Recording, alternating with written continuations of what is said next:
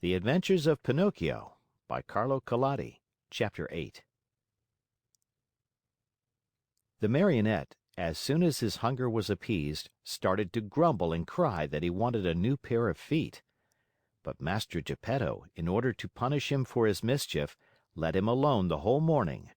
After dinner he said to him, "Why should I make your feet over again? To see you run away from home once more?" "I promise you," answered the Marionette, sobbing, "that from now on I'll be good." "Boys always promise that when they want something," said Geppetto. "I promise to go to school every day, to study and to succeed." "Boys always sing that song when they want their own will." "But I am not like other boys. I am better than all of them, and I always tell the truth. I promise you, Father, that I'll learn a trade and I'll be the comfort and staff of your old age." Geppetto, though trying to look very stern, felt his eyes fill with tears and his heart soften when he saw Pinocchio so unhappy. He said no more, but taking his tools and two pieces of wood, he set to work diligently.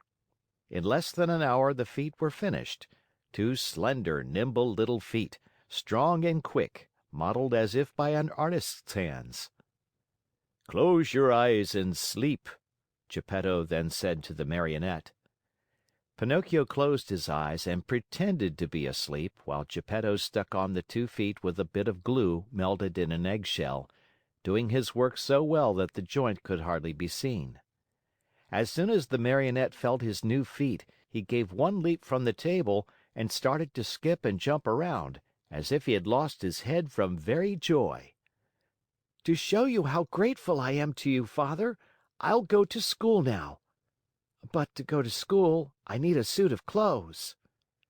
Geppetto did not have a penny in his pocket, so he made his son a little suit of flowered paper, a pair of shoes from the bark of a tree, and a tiny cap from a bit of dough.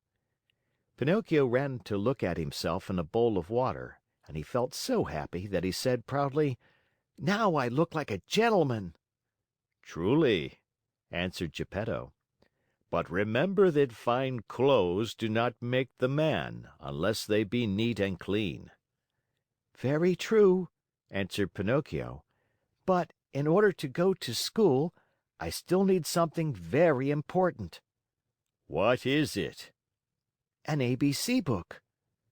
"To be sure. But how shall we get it?" "That's easy. We'll go to a bookstore and buy it." "And the money?" "I have none."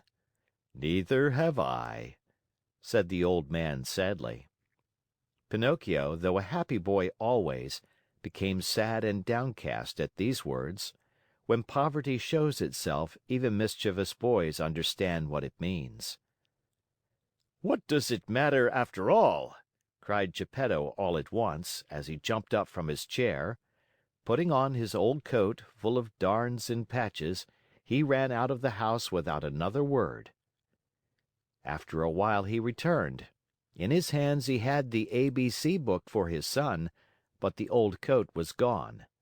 The poor fellow was in his shirt sleeves and the day was cold. "Where's your coat, Father?" "I have sold it." "Why did you sell your coat?" "It was too warm." Pinocchio understood the answer in a twinkling, and, unable to restrain his tears, he jumped on his father's neck and kissed him over and over.